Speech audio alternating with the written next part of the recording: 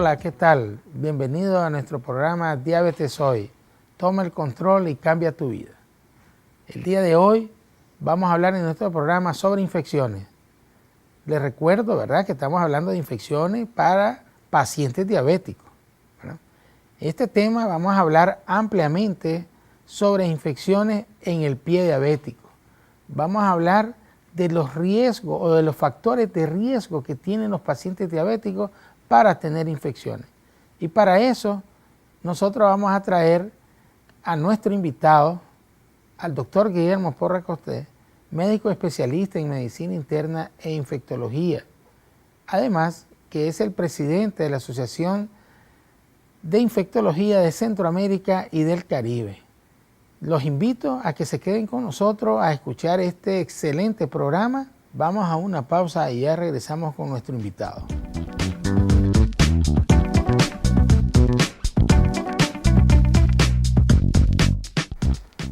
Bueno, continuamos con nuestro programa. Vamos a darle la bienvenida a nuestro invitado del día de hoy, doctor Guillermo Porras Cortés. Mucho gusto, bienvenido a nuestro programa. Gracias por la invitación. Bueno, el día de hoy, pues, verá, como anunciamos al inicio, queremos preguntarle al doctor Porras si nos puede hablar un poquito sobre qué tienen que ver las infecciones con los pacientes diabéticos, o qué tan grave es tener infecciones siendo diabético. Esa es una pregunta fundamental. ¿Por qué? Porque históricamente se ha visto que siempre los diabéticos o las personas que viven con diabetes dicen, no se me curó la herida, se me infectó más la herida. Y efectivamente sí hay una relación entre infección y diabetes. Las personas que viven con diabetes tienen más probabilidad de desarrollar cualquier tipo de infecciones. Es decir, no estamos hablando solamente de lo que históricamente y por tradición se decía de las infecciones en las heridas de la piel, sino que estamos hablando de cualquier tipo de infecciones. Y se ha visto que las defensas de la persona con diabetes están disminuidas. Cuando hablamos de defensa, estamos hablando de algo que se denomina sistema inmunológico. Entonces, los diabéticos tienen un sistema inmunológico disminuido que no es capaz de defenderlos de manera similar a una persona que no es diabética contra las infecciones. ¿Cómo se expresa esto? Bueno, se expresa de diferentes maneras. Vamos a comenzar, por ejemplo, diciendo que un diabético tiene 5 veces más probabilidad de desarrollar un proceso neumónico, una neumonía, una infección a nivel del pulmón. Entonces ya pueden ver cómo hemos salido de aquella consideración de que las infecciones eran más frecuentes solo en la piel, sino que también son más frecuentes a nivel del pulmón. Los pacientes diabéticos también tienen más frecuentemente infección de vías urinarias. Y estas infecciones de vías urinarias pueden ser muy graves y fatales, dado que pueden llegar a evolucionar con acúmulos de pus a nivel del riñón o de los riñones. Por otro lado, también tenemos lo clásico, es decir, los diabéticos tienen más riesgo de desarrollar infecciones a nivel de la piel o de los tejidos blandos que están por debajo de la piel. Y esto, si bien es cierto que durante años se ha considerado que los pies es lo más importante, ya sabemos de que no necesariamente se van a localizar ahí, y hemos tenido pacientes diabéticos con infecciones a nivel de las manos, una entidad que se conoce como mano diabética, y también hemos tenido pacientes con infecciones a nivel de muslos, glúteos o las piernas. Pero sobre todo, lo más llamativo son las infecciones a nivel del pie, lo que se denomina pie diabético, y que es una situación muy compleja, muy difícil de abordar y muy difícil de tratar, porque es una mezcla de condiciones que llevan al paciente al riesgo de incluso perder su pie, su extremidad, su pierna, es decir, al riesgo de una amputación. Y en la infección del pie diabético participan varias cosas. Uno, tenemos un sistema de defensa disminuido, tenemos un sistema neurológico que está afectado y hace que el paciente no perciba las mismas sensaciones de dolor o de calor en sus pies. tenemos un sistema vascular que está afectado y que no permite que llegue buena circulación de sangre a los pies. Y entonces esas tres cosas se mezclan y sucede de que una lesión pequeña que pudo haber sido provocado, por ejemplo, por un zapato que produjo una pequeña erosión o laceración en uno de los dedos, luego se infecta y comienza una serie de eventos que pueden ser catastróficos. Los pies de los pacientes se inflaman y luego pues la infección se acumula pus en los pies y eso se llama un absceso y los pacientes necesitan procedimientos muy agresivos para limpiar, drenar y antibióticos. Y algo que es importante recalcar es que por la costumbre de automedicación que hay en países como el nuestro, Nicaragua, muchos pacientes deciden tomar medicamentos o antibióticos yendo a la farmacia o incluso en cualquier pulpería o canasto de un mercado y puede llegar y entonces comprar antibióticos que no son los adecuados y entonces resulta que la infección ya fue producida por una bacteria que es resistente a esos antibióticos. Entonces, teniendo eso, el problema es de que ya cuando un médico está con el paciente con su infección en el pie diabético, tiene la dificultad de que tiene que utilizar antibióticos todavía más caros, especiales, para poder tratar estas enfermedades. Quiero profundizar en otra entidad, la entidad de lo que nosotros llamamos neumonía o pulmonía, como se conoce popularmente. Esta entidad o enfermedad es muy severa o grave en un diabético. Pero ¿qué es lo más relevante? Es que la pulmonía o neumonía puede ser prevenida por una vacuna. Y quiero hacer énfasis en esto. ¿Por qué? Porque no tenemos la cultura en general de vacunar a los adultos. Durante años la tradición ha sido que vacunemos a los niños. Y a veces no percibimos que los adultos ameritan vacunas para prevenir enfermedades. Y hay vacunas que pueden ser muy útiles. Por ejemplo, un diabético puede ameritar cada año la vacuna contra la influenza. De hecho, recomendamos que un diabético cada año se administre su vacuna para la influenza entre los meses de octubre y enero de cada año, es decir, octubre, noviembre, diciembre, enero. Entre esos meses se debe administrar la vacuna contra la influenza. Esta es la vacuna contra la influenza, lo que va a evitar es que a los pacientes les dé influenza o gripe. ¿Y por qué es lo importante? Porque ya se ha visto que muchos pacientes después de una gripe es que desarrollan la neumonía, la pulmonía. Y esta enfermedad puede ser fatal en los diabéticos. Entonces, pero hay otra vacuna que es importante, que es la vacuna contra el neumococo.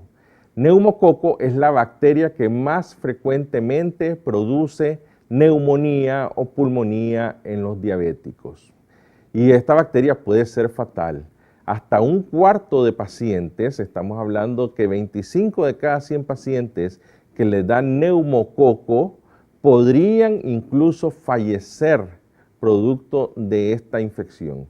¿Y qué es lo relevante? Que eso se pudo evitar con una vacuna. Y esa vacuna hay de dos tipos. Una que es la que ha sido más viejita y que se había estado utilizando, que es lo que nosotros llamamos vacuna de polisacárido, un nombre muy técnico, pero que se conoce, ¿verdad?, como la vacuna contra neumococo que se ha estado administrando en el Ministerio de Salud, por ejemplo. Pero esa es una vacuna que ya está perdiendo terreno, porque hay una nueva vacuna que se llama vacuna conjugada 13 valente, que es la misma vacuna para neumococo que se pone en los niños y que ha demostrado que tiene mayor nivel de protección en los adultos comparada con la vacuna polisacárida, con la vacuna previa. En resumen, ¿qué es lo que quiero transmitir como mensaje?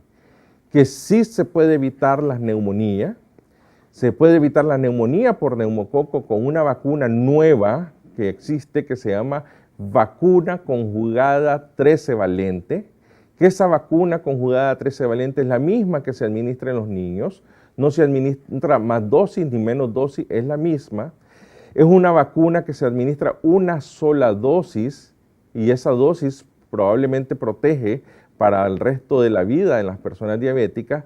Todavía están analizando si se ameritará un refuerzo en 5 años, pero esa vacuna sí es eficaz y sobre todo tiene menos efectos adversos. ¿Y quiénes se benefician de esta vacuna? Pues en este caso estamos hablando de diabéticos y creo que hay que hacer un reconocimiento aquí al doctor Alemán, que ha estado preocupado de cómo prevenir infecciones en diabéticos, y esta vacuna beneficia muchísimo a las personas diabéticas y creo que va a instituirse un programa de vacunación en diabéticos con esta vacuna en el futuro cercano. Otras personas que se pueden beneficiar de esta vacuna son toda persona mayor de 50 años o toda persona que es fumadora, toda persona que padece de enfermedad cardíaca, toda persona que padece de enfermedad pulmonar obstructiva crónica o que es asmático. Y también se está considerando la vacuna, y eso todavía no está aprobado, pero en el futuro se visualiza que esta sí va a ser una vacuna universal. Es decir, es una vacuna que en el futuro probablemente ya va a ser recomendada para toda persona, porque disminuye sensiblemente la neumonía. Yo quisiera preguntarte, ¿verdad? ¿Qué tiene que ver como factor de riesgo el control metabólico que debe tener el paciente diabético? Eso es importantísimo y creo que es un buen punto que está abordando el doctor Alemán. Hemos hablado aquí de las infecciones en general en los diabéticos, pero lo más importante es que los diabéticos tienen que procurar tener un buen control metabólico, un buen control de su glicemia, un buen control también de otros factores como colesterol, por ejemplo, ¿verdad? Ácido úrico. Entonces, todo diabético tiene que estar en un programa que lo esté evaluando periódicamente para con ello estar buscando cómo obtener ese control. Y aquí se ha hablado de que el nivel de control glicémico se mide por una prueba que se llama glicohemoglobina A1C o hemoglobina glicosilada A1C, y este valor tiene que ser preferiblemente menor de 7%. Y ya hay muchos estudios, hay mucha evidencia que mientras los diabéticos estén más controlados, es decir, que tengan esos niveles menores de 7%, tienen menor riesgo de desarrollar infección. Finalmente, hay otro factor importante y que ahora ya el doctor Alemán en los pacientes de su clínica de diabetes está evaluando y creo que es importante, que son medir los niveles de vitamina D. Se ha visto que hay prácticamente una epidemia de insuficiencia de vitamina D y tener niveles de vitamina D bajos predisponen a infección. Entonces es importante medirse los niveles de vitamina D y si están bajos hay que tomar suplementos de vitamina D y eso va a mejorar el sistema inmunológico de los pacientes. Bueno, vamos a hacer un corte y vamos a regresar con las recomendaciones que nos va a dar el doctor Porras. Ya regresamos.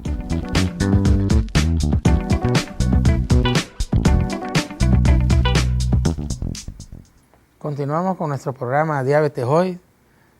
En esta etapa nosotros vamos a hablar, ¿verdad?, de algunas recomendaciones que nos va a dar el doctor Porras.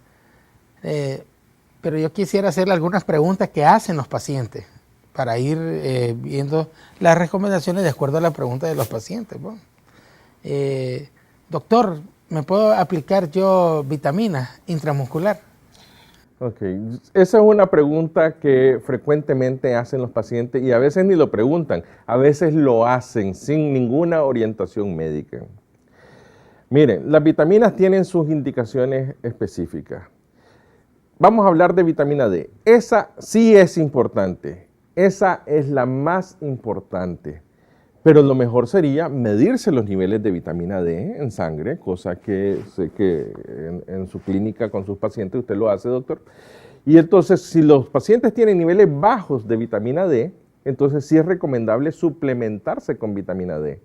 Pero eso es tomado, cápsulas, ¿ok?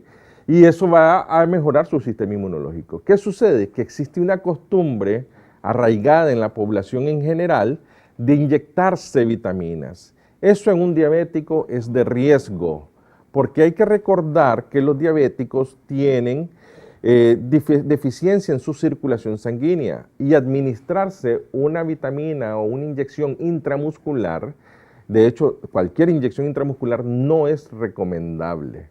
¿Por qué? Porque puede ser que no se absorba adecuadamente el líquido, porque no tiene suficiente circulación y más bien eso eventualmente se va a infectar y se va a formar un absceso, y ya sabemos que un absceso, que es un acúmulo de pus en un glúteo de un diabético, puede ser cosa seria. Otra pregunta muy frecuente que hacen los pacientes diabéticos cuando uno les indica la insulina. ¿Qué crees vos que es mejor tratar al paciente cuando uno indica que ponga insulina o que se esté tomando medicamentos, y sobre todo cuando este paciente está cursando una crisis con un proceso infeccioso? Hay muchos mitos sobre la insulina y creo que lo han abordado de manera adecuada en otros programas, pero la población en general tiene muchos mitos y le tiene temor a la insulina. Sin embargo, administrarse insulina, que es una inyección subcutánea, que es diferente, no estamos hablando de intramuscular, es subcutánea, es la manera más fisiológica, la manera más normal, la manera más parecida a lo que sucede en nuestro cuerpo para controlarse los niveles altos de glucemia o de azúcar, como popularmente se dice. Y aquí volvemos a caer en una cosa que es importante, que es el control glucémico. Uno necesita tener un buen control glucémico, entendiendo esto como tener una prueba de hemoglobina glicosilada A1C menor de 7%, y muchas veces la mejor manera de conseguir ese control glucémico es administrándose insulina. Cuando alguien tiene una infección, y si esta infección incluso es severa, entonces los niveles de azúcar son más elevados, los niveles de glucosa son más elevados. Y entonces hay que administrar insulina para buscar cómo romper ese círculo, porque niveles de glucosa alterados perpetúan la infección hace que los niveles de glucosa se eleven y entonces es un círculo, entonces hay que romper ese círculo y ahí la insulina tiene muchísimo valor, definitivamente. Y hablando un poquito de infecciones de pie diabéticos, ¿qué recomendaciones les podría dar ustedes a nuestros pacientes? Miren, lo más importante es revisar sus pies cada día. Uno debe revisarse que no tenga lesión, que no tenga erosión, heridas, laceración, chollón, como le llamamos popularmente en Nicaragua. Entonces eso es importante y eso lo tiene que hacer todos los días, tiene que ser rutinario. Hay personas que son un poco gorditas y entonces no logran evaluarse por dificultad, ¿verdad? Por el volumen, verse bien los pies. Entonces un espejo puede ser útil en ese momento. Y algo que es importante es utilizar zapatos cómodos, muy cómodos, para evitar precisamente esos roces. Otra cosa que es importante es, al menor dato de dolor, enrojecimiento, herida, inflamación que tenga en sus pies, consulte un médico. Por favor, consulte un médico. Sé que como parte de esta serie, de este programa, que me parece un esfuerzo que hay que reconocer de parte del doctor Alemán y la Clínica de Diabetes, habrá una sesión especial con un ortopedista que es el doctor Wigberto López. Y el doctor Wigberto López seguramente va a profundizar en todas estas recomendaciones que yo he mencionado ligeramente ahora. ¿Y qué papel juegan los hongos en los diabéticos? Los hongos pueden ser puerta de entrada para infecciones más serias. Entonces, dentro de esa revisión que los pacientes se tienen que hacer diariamente, tienen que verse entre los dedos de los pies a ver si hay grietas, si hay laceraciones, si hay heridas, y también en la planta del pie. Porque el hongo, ¿verdad?, que es producto de una humedad persistente, entonces puede servir, al erosionar, al herir, puede servir como una puerta de entrada para una infección más seria. Entonces, efectivamente, deben de ser abordados, deben de ser tratados también. Y realmente, ¿quién tiene que definir el uso de los antibióticos? ¿El farmacéutico, el paciente o el médico? Creo que esa es una pregunta importante Y sobre todo el mensaje aquí es no automedicarse. Busque atención médica y no se deje guiar por lo que la farmacia, el despachador de farmacia o el farmacéutico le está ofreciendo. Lo mejor es que usted busque atención médica. Recuerden, son sus pies, es su cuerpo. La infección está afectándole a usted y nadie más que un médico puede ser el que mejor le ayude a resolver esa situación. No se deje guiar por lo que usted cree, no se deje guiar por lo que un despachador de farmacia cree. Ya hemos hablado de que la automedicación con antibióticos y la prescripción indiscriminada de antibióticos por parte de la farmacia más bien va a traer un problema después, algo que se llama resistencia bacteriana. ¿Qué quiere decir esto? Que no vamos a tener herramientas para combatir seriamente la infección. En infecciones de vías urinarias existen algunas tabletas como cranberry. ¿Eso es recomendable para los pacientes diabéticos? Sí. Definitivamente sí hay estrategias para buscar cómo disminuir que las infecciones de vías urinarias sean frecuentes en los diabéticos. Un error común es que las personas sin síntomas, no tienen fiebre, no tienen ardor al orinar, se estén haciendo cultivos de orina. Eso no es una estrategia útil. Eso no, déjenlo a los médicos que tomen la decisión de en qué momento hacer un cultivo de orina. El cultivo de orina tiene validez, tiene valor, si el paciente tiene fiebre y alteraciones urinarias, ¿verdad? Pero no estarse haciendo cultivos de orina de manera rutinaria. Si uno quiere disminuir las probabilidades de una infección de vías urinarias, las cápsulas de cranberry o arándano, que sería la palabra en español, son útiles y se recomienda generalmente, y eso sí lo podemos decir porque es una recomendación en general de salud, se recomienda tomar 2 cápsulas de cranberry o arándano de 500 miligramos diario y eso va a disminuir las probabilidades de infecciones de vías urinarias. Tiene una sustancia, el cranberry o arándano, que evita que las bacterias se adhieran a la vejiga y entonces uno fácilmente al orinar elimina las bacterias y no quedan depositadas en nuestro sistema urinario. Pero en nuestros medios, ¿qué hay de la flor de Jamaica? Hay al menos 2 estudios. La mayoría de los estudios han sido evaluando cranberry o arándano, pero hay al menos 2 estudios que han evaluado Jamaica. Y sí, también parece tener propiedades para disminuir esas infecciones de vías urinarias o para evitar que la bacteria se adhiera. ¿Cuál es el inconveniente con la Jamaica? El inconveniente es que todavía no está estandarizado, no se sabe cuál es la dosis adecuada. Y entonces hay algunos que han utilizado en volúmenes 2 vasos al día de refresco o jugo de Jamaica, pero todavía no está estandarizado. Para tener bien mi control metabólico, pues yo debo de disminuir mis cifras de glucosa en sangre. Pero existen otros fármacos, ¿verdad?, que tienen que tener relación también para evitar infecciones al bajar mi glucosa. ¿Qué opinas de la canela? Esa pregunta es muy interesante. ¿Por qué?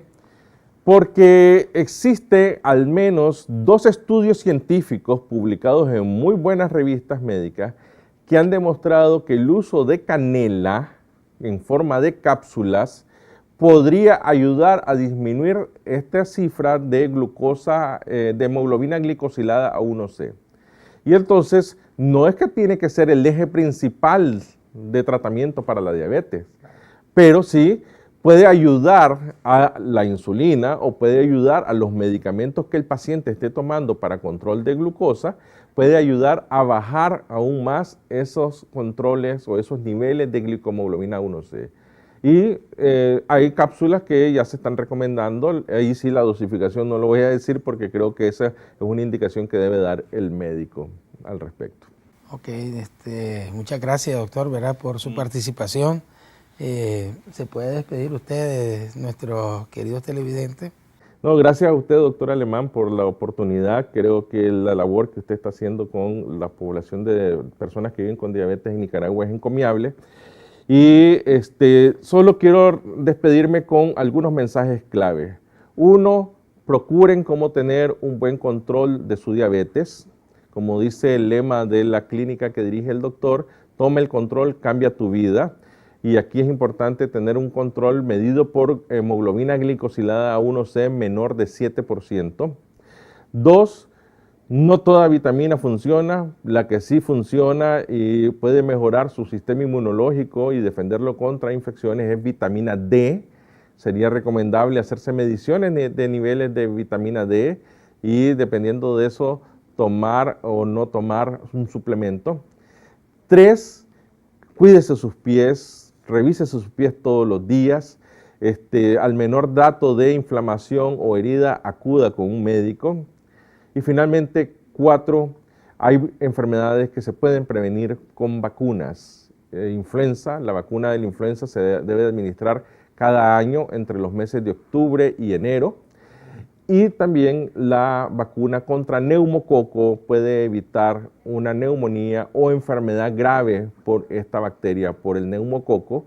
Y la mejor vacuna al respecto es la vacuna conjugada 13 valente, que ya está disponible en el país. Muchas gracias.